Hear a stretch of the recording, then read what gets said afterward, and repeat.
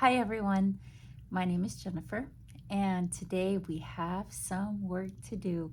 We're gonna go in deep, and I invite you, let me drink some water. I invite you to get a journal and get a pen and take some notes. Or maybe just watch this video the first time, but this is one of those videos that you will definitely want to rewatch. But you will have to have pen and paper with you and a friend. Start thinking of a friend that you can share this with, the work that we are about to dive in today. This is something that I help other people with, so I said, why not just share it? It's the most common question that I get. What is my purpose? I haven't figured out my purpose. I feel stuck. That is one of the primary reasons why people reach out to me.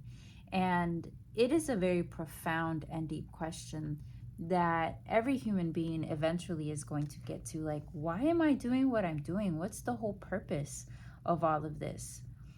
And one way to know if you are in your purpose or not is these simple things. Do you feel that you have peace in your heart and in your mind? Do you have joy? Do you have meaning? Do you feel like you have meaning in your life? If you can't answer yes with all of those, then you probably feel like you have not found your purpose. It doesn't matter how much money you've made, how much awards you've won, how much attention you have received based on what you are currently doing or what you have done in the past.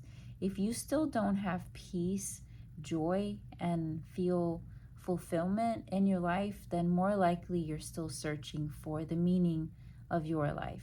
And I lived like this for many years. And I'm going to dissect the reasons why.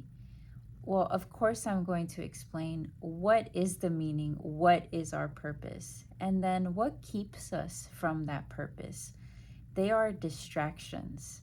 And before I go further into it, I wanted to wear my t-shirt today, my long sleeve shirt with the Proverbs scripture, iron sharpens iron. I have really started enjoying adding products to my channel.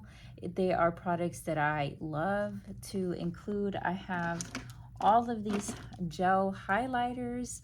I do deep study. I dive deep into the Bible, and you will see there is so much highlighted that in my works, my studies that I do to prepare for these videos to serve you best. So let's dive in. The purpose of our life is we really want to seek this happiness and this fulfillment. It's all about a feeling. It's not a thing that we are doing. It's not an occupation. It's not attaining a certain material possession, but it's a feeling. It's rooted down in a feeling.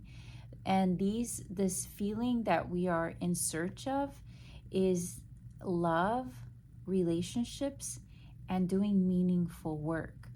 Let's go deeper into love. So love is not a feeling. Okay, I know I just said that it's a feeling that we're searching for. And love is more than a feeling. Let's just describe it that way. Love is that you matter to people, that they go out of their way to not just say that they love you, but they show you with their actions. And you show people with your actions that you love them. And it's not just this empty word of I love you, but you truly feel it in your heart and in your soul. And relationships have to be very harmonious. They're not going to be perfect, but for the most part, they are harmonious. And how do we have harmony in relationships is with when there's mutual respect, there's genuine care and nurture and compassion, And the only way to reach all of these is through forgiveness because relationships are messy and they're hard. It's not what Disney sold you, it's not what society sold you, that once you find your true love, you will live happily ever after. You will be saved and rescued. And this is more for women. I know you know what I'm talking about. And it's usually a male, a human male that is implanted in our mind that when we have our Prince Charming to come and rescue us, then we will live happily ever after. But truly, that one that is here to save you and you fall in love with should be Jesus Christ, because he is your Lord and Savior, and you will live a better life when you have Jesus Christ as your Prince Charming, because he is the Prince of Peace. Meaningful work. And it doesn't mean what the world tells us. I have to be this renowned, world renowned attorney.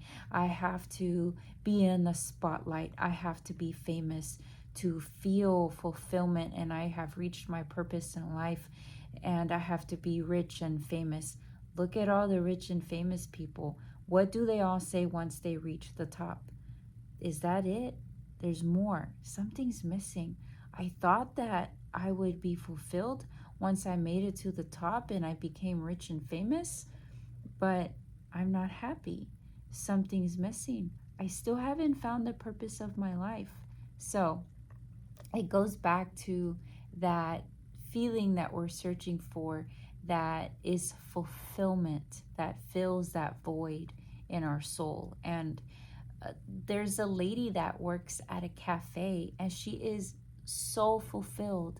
She is so happy, because true fulfillment is meaningful work. That means you are providing something for other people. You are serving other people. This lady makes people's day. She serves them coffee. That's what she does for a living, and she is one of the happiest ladies that I have ever met. And I asked her, I said, what makes your work so meaningful and fulfilling to you? She said, I make people smile. And sometimes I see people walk in with sadness in their eyes, and I can tell that something's going on. And I just smile at them and I pay attention to them and I give them a word of encouragement, and they take that with them throughout the day. And I see and I know that because I see their face light up, and I trust and I pray. I trust that they take that with them throughout the day, because it's the start of their day. And I'm one of the first people that they see, if not the first person that gets to see them first thing in the morning. And I have that power to impact them, and I love the people that I get to serve. And I know that I could make a difference in their life. And she's a Christian woman, and she says, and then I say a silent prayer for that person, for their soul to be uplifted, and I pray over their coffee. And she's just such an amazing woman. And that really touched my heart, because she found meaning in the most mundane job, a job that the world would say she's not successful. She didn't make it in the world. So the meaning and the purpose of our life is that feeling of fulfillment. And how do we get that feeling of fulfillment? Is by serving others, being there for others, by giving. And it goes even deeper than that. So when you can love other people and serve other people, when you have a relationship with God, that and also for you to be fulfilling God's will. And of course, you will feel fulfillment and your purpose in life when you are glorifying the Father. So these are the 3 ingredients that I have studied and reflected and have noticed in other people. And I talk to a lot of people. I'm very inquisitive, and I love to think deep, and I love to research, and I love to read. So this is what gives you purpose in your life is glorifying God, loving others, and having a strong, solid relationship with God and fulfilling His will for you. What does it mean to glorify God? Well, in Isaiah 43:7, it says, "Bring all who claim me as their God, for I have made them for my glory. It was I who created them." So we bring glory to God through how we live our life and through our actions and how we behave and our belief, our faith in who He is. And we don't necessarily have to see it or feel it to believe that God is real and He exists. And in 1 Corinthians 10:31, it says, "So whether you eat or drink or whatsoever ye do, do all to the glory of God." Again, everything that you do is to glorify God. It's not to glorify yourself. It's not for you to be in the spotlight and all about you. No, it's all about our Heavenly Father, our wonderful Creator, the one who sacrificed so much for us. He created us. He wants a relationship with us. He loves us so much, and you are so worthy in His eyes. And to love others. So these were words spoken by Jesus. He spoke to us.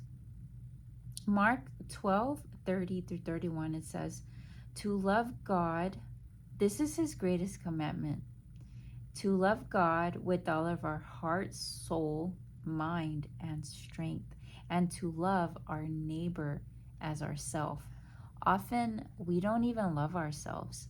We are so self-condemning, and we're going to get to the bottom of what the distractions are that keeps us away from living our purpose. There's an actual answer to all of this, and there's going to be a journaling activity that is going to be involved, because it's not enough for you just to listen and it's not enough for you to just listen to YouTube videos, listen to the Bible, read the Bible, know God. We have to put action into the things that we want to change. When you write stuff down, you internalize things on a deeper level that will create the change in your life that you are seeking. A relationship with God and fulfilling God's will is going to lead us into feeling that we have found our purpose in life. John 17:3 says, God desires, well, it doesn't quote it exactly like this, but it basically gives us a message that God desires a personal relationship with humanity, with His creation. In Ephesians 2:10, it describes that our purpose involves seeking God's will. We have to be seeking God and His will for us. God, why did you create me? Why did you name me this? Why did you make me into a woman or a man?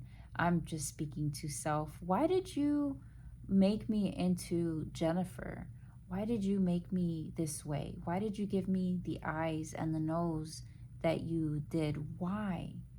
What's your will for me? What do you want me to do with this body? What do you want me to do with this brain, with this voice, with this life that you gave me? Because all glory be to you. I live for you. So please instruct me on what it is that you want me to do.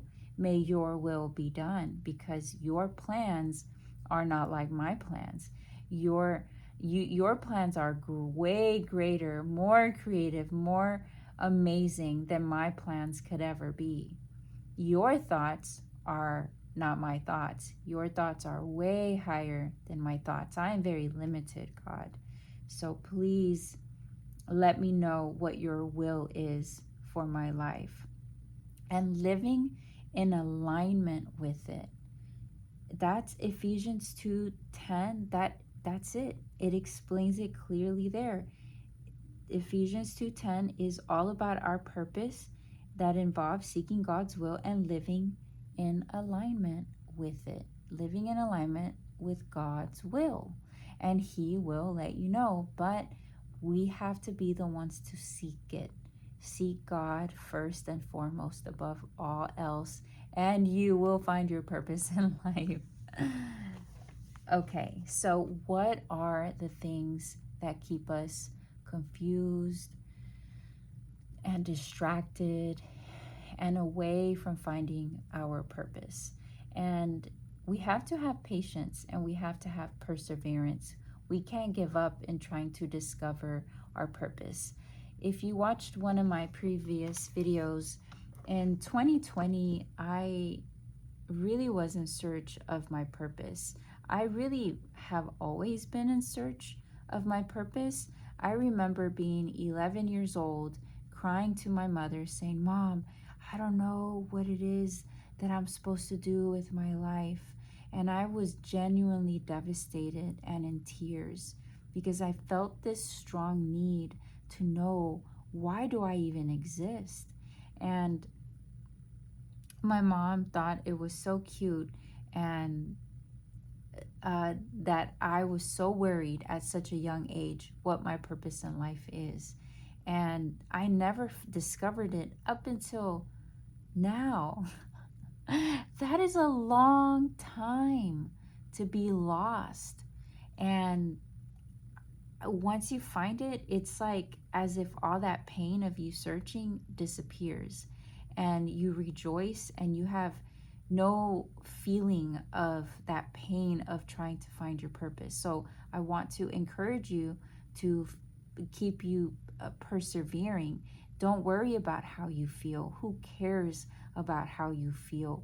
Don't go too deep into those emotions. Stay logical and stay rational and say, my purpose right now is to find my purpose. That's what I told myself. I said, I'm going to keep going and I'm going to trust God. And so what are the things that keep us away from finding our purpose in life? These are called distractions, and the king of distraction is the tempter. It is not of God. What is a distraction? Distractions are very simple. They are being in bad relationships. It's a distraction to keep you off of your purpose, or finding your purpose, or getting you off of your purpose is bad toxic relationships, negative self-talk and self-belief about yourself, destructive behaviors like addictions, being self-condemning to yourself, hating yourself, saying you're so stupid, you're a worthless piece of no good nobody, you will never amount to anything. I have actually heard people talk to themselves about this, or accuse other people of believing this about them, but it's all coming from their mouth and their heart. It's not even coming from any other person but them. Laziness will also keep you off course and distracted. Laziness stems from depression and having no meaning in your life, being lost, not knowing why you are doing what you are doing, or just simply being overtaken by laziness and not having energy. But there's a way out. We can absolutely overcome distractions. That is part of God's will, is for us to keep fighting a good fight. In Romans 12:2, it says, "Do not conform to the patterns of this world, but be transformed by the renewing of your mind." I highlighted your mind. How do we transform our life? It all begins right here. And your nutrition plays a really huge role in how your mind operates. Your quality of sleep, your rest, your restoration. There is a such thing as, you guys and girls have heard, you need your beauty sleep. It's a real thing. Your body regenerates. It keeps you youthful. It keeps you energized. It keeps you supple. It keeps you and like healthy.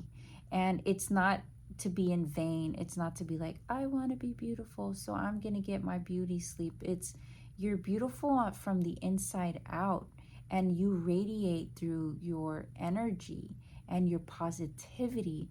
Your beauty is your attitude. It's how you treat other people. And when you are hangry, you don't treat people very well. You are not beautiful in that moment. When you don't have proper rest, you're going to snap at people. It's not going to be the optimal you. And how are you detoxing all of the toxic chemicals, the pollutants that we have within our body? And you detox your body through exercise. You circulate your blood. You unlock the pharmacy in your mind, the chemicals. You unlock your body's own pharmacy. You self-medicate through exercise by sweating. And that really does matter. That is all correlated to the mind. Did you know that those popular weight loss injections that are very popular right now, the Mounjaro and the Trizepatide and all of that, it's all a mind stimulant. I recently learned this. It will tell your mind, hey, you're done. You're not hungry right now. Your portions become very small, and it's all ran by your computer, your mind. So everything is tied back to the mind. That's why God, in Romans 12:2, it says that we will be transformed by the renewing of our mind, and that we should not conform to the pattern of this world. This pattern, the pattern of the world, is very toxic, and it's designed to keep you distracted into the things that don't even matter. Hebrews 12:1-2 says, let us throw off everything that hinders and the sin that so easily entangles. What is the sin that easily entangles? They are addictions. They are overeating. They are eating our emotions away through food. They are all kinds of other addictions that I think you can put all of that together. I don't want to go too deep into the addictions, but it's very common to have an addiction. And if you have one addiction, then it's easy to have a second addiction, and it's easy to fall back into an addiction. So it says, let us throw off everything that hinders and the sin that so easily entangles, and let us run with perseverance the race marked for us. There's that word again, perseverance. Let's persevere to that race that is marked for us. Get on that path and persevere on that straight and narrow path. How do we do all of this? Okay, so it's so easy to throw scripture out there. It's so easy to say, this is why it's important, and look, it says it in the Bible, but how? Where do we get our strength from? We are not capable of doing this by ourselves. God didn't create us to be fully independent from Him. He created us to be dependent on Him and have a strong relationship with Him. He loves us so much. He's running after us saying, pay attention to me, my child. I love you so much. Please let me love you and hug you. Please accept me. Let me come into your heart. I have way better for you. You're feeling weak? I will give you strength.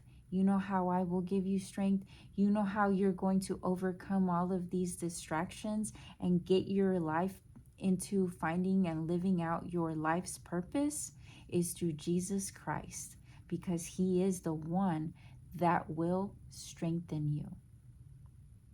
That is the how. You completely rely on Jesus. He will give you the strength because you are equally yoked to Him. That means that He is walking beside you. He is hugging you at night. He is putting the blanket over you at night to keep you warm and safe. He's there counseling you when you're about to lose your cool or someone wants to fight you. He's there as your greatest counsel. You're sick, He's your great physician. He is the great, God is the great I am. He sent us Jesus Christ to give us the strength to overcome all of these adversities and distractions. We just have to be smart enough to accept it and wise enough. Why do we fight this? Why do we fight the greatest gift God ever gave us? It's like a free it's a free pass. It's a free get out of jail card. If you've ever played Monopoly, it's like, and it's like if you win the you get the free out of jail card and you're like, nah, I don't want it. So silly, so foolish we can be. So what does it mean to be in a bad, toxic relationship? This is Satan's greatest weapon to keep us discouraged from staying in our path and our purpose, or even finding our purpose in life. So, toxic influence, it actually mentions in the Bible that we need to be careful about toxic relationships. It says, do not be misled. Bad company corrupts good character. That's 1 Corinthians 15:33. You could be good, you could have good character, but if you are around bad company, you need to watch out. That's why I recently said you must release those who tempt you and push and provoke hatred and anger in your heart. These are unjust people. These are unstable people that want to corrupt your good character. You have to protect your connection with Christ with all of your might and all of your soul.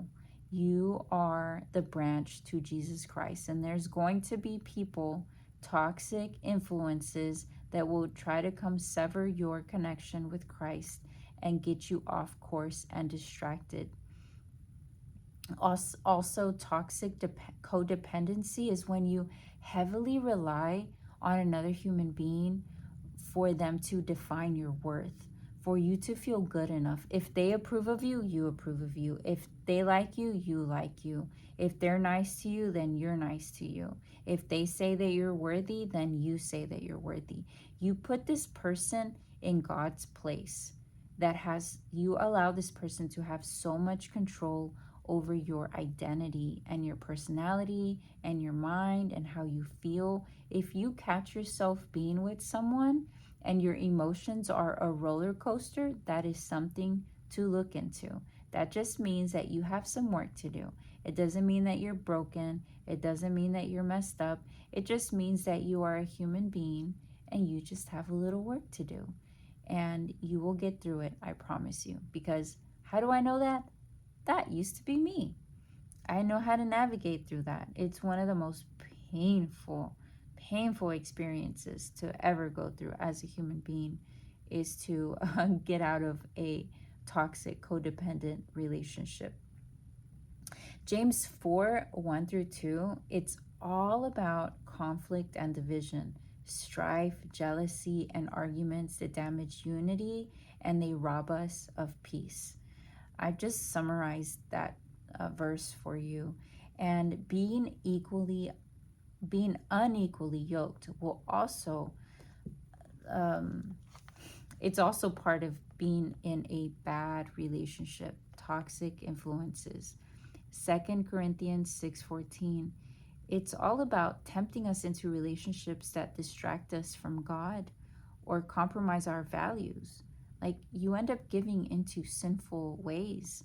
You get distracted because you are unequally yoked. You are tied with someone that is pulling you in the opposite direction of your life's purpose. Ugh. What That is so powerful. That has so much control over you. Have you ever been in that type of relationship that you're wanting to get on your life's purpose, and you have a feeling and a calling that you need to do a certain job or act a certain way or be there for people, but the person that you are yoked with says, I don't think you should do that. I don't believe in you. That's not a good path for you to take." But everything in your spirit is telling you, look into that. That could lead me to my life's purpose.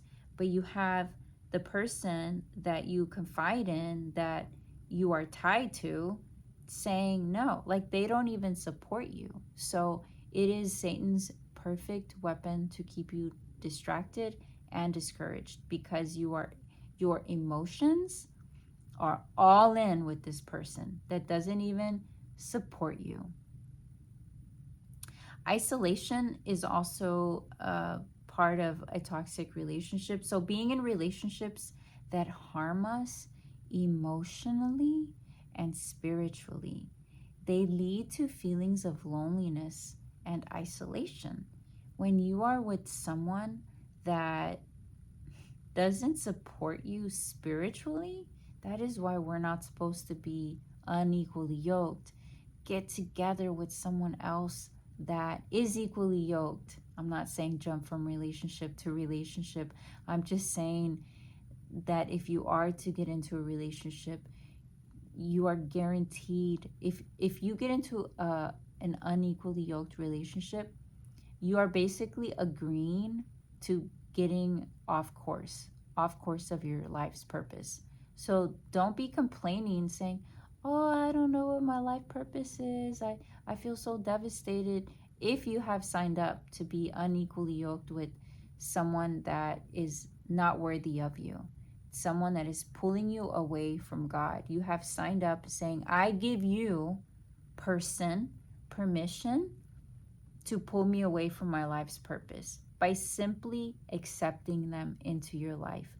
This is why we have to be very careful with allowing toxic influences, getting into bad relationships. Those are the most powerful forces that keep us away from living our life's purpose.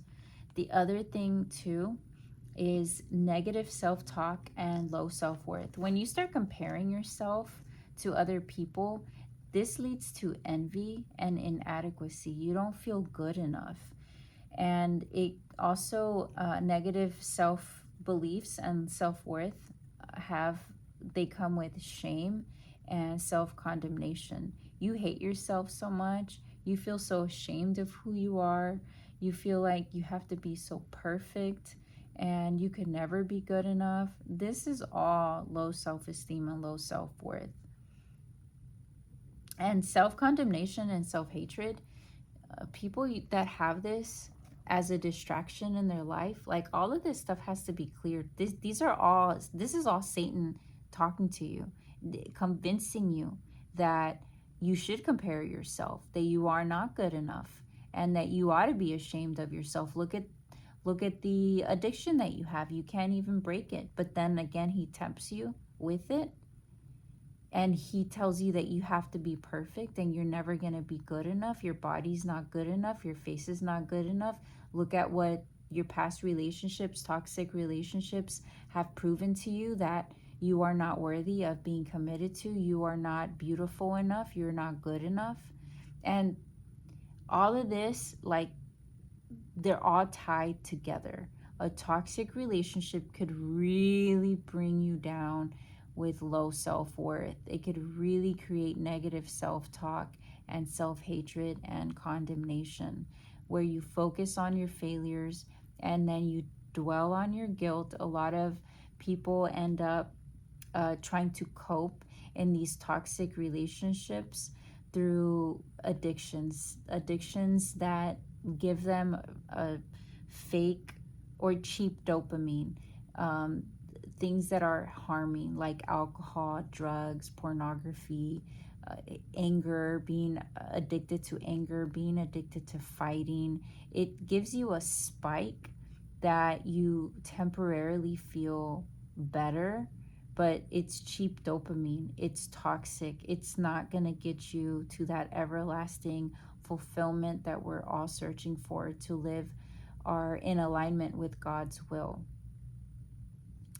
So I'm going to pause and I'm going to invite you to, let's do this. So I'm going to show you my journal, and this is just an example, and I'm going to hold it right in front of my face so that you can take a screenshot.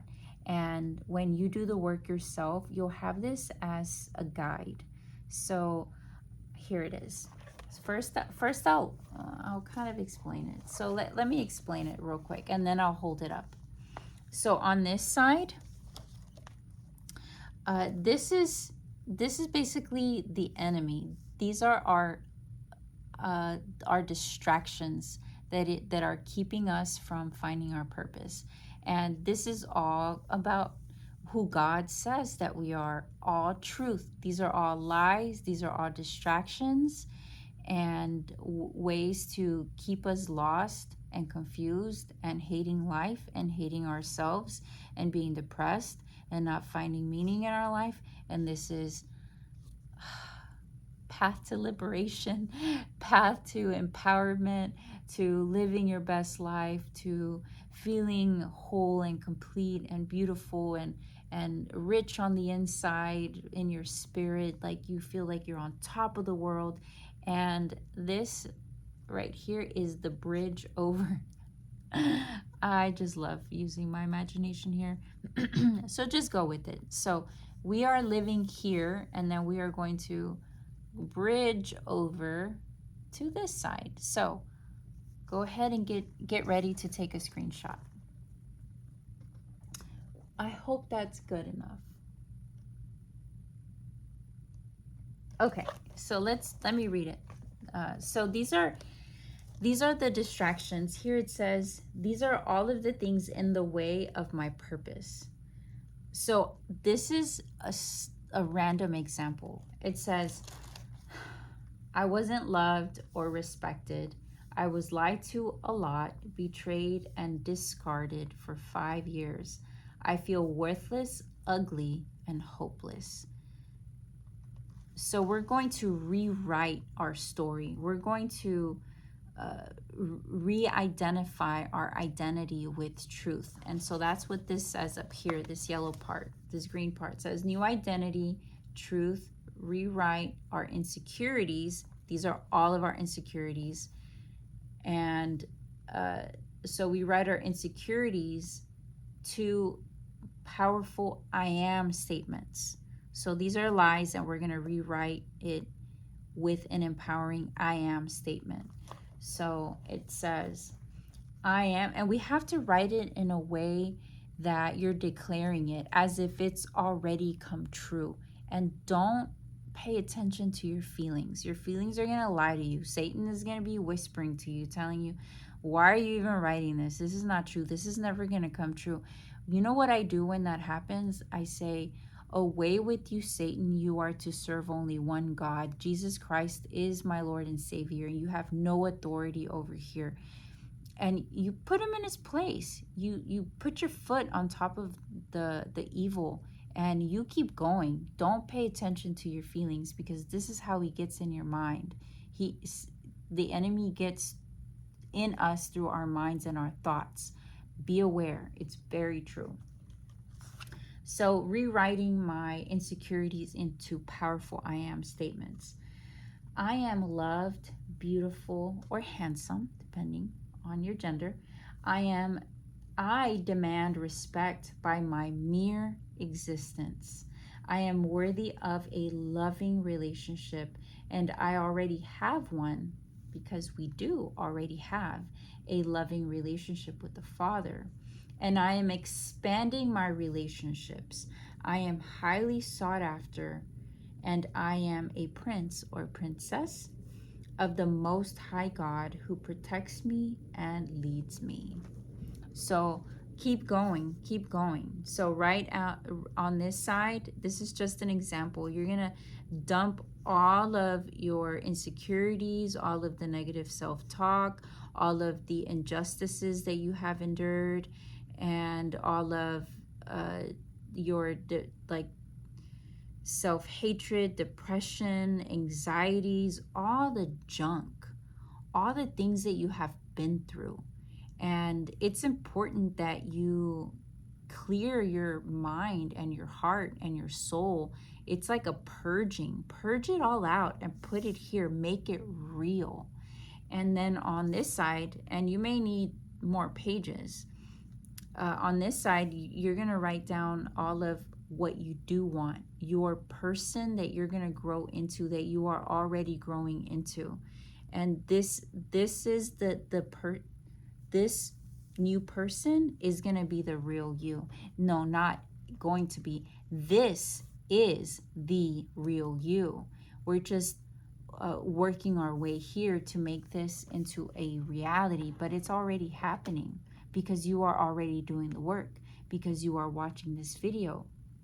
And this video is hitting home for you, because that's how God speaks to us, is he gives us homework. He's like, I buy courses all the time, I read books all the time, because I'm all about self-development. I don't just help people and tell people what to do. I do the work myself. How can I lead people if I'm just going to be lazy, hate myself, have negative self-talk, have low self-worth, low self-esteem? And it takes a lot of hard work. It takes a lot of hard work to get to a place where you feel empowered and you're living in your purpose. So we have homework to do, and this work doesn't stop. It never stops. It doesn't stop for me. I continuously do this work because our life is in layers, and you will have new experiences that will trigger low self-esteem or negative self-talk. We're not free of it. So the more you can get accustomed to working on yourself and chiseling away at yourself, you're eventually going to recognize when you're falling into a bad pattern. You're like, well, I have done this work on myself so much through journaling and through getting with a friend. This is very important. I meant to say this earlier. It is extremely and incredibly powerful to have someone witness you and do this. And if you are a member of my channel, I would gladly meet with my members. We can create a Zoom group call. Please leave me a comment here if you are a member.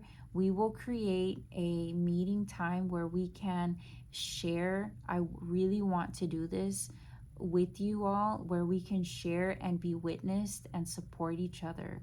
It makes it more real, our struggles. And when we get to share out loud what our distractions are, and having other people encourage us, or even say, I know exactly where you're at.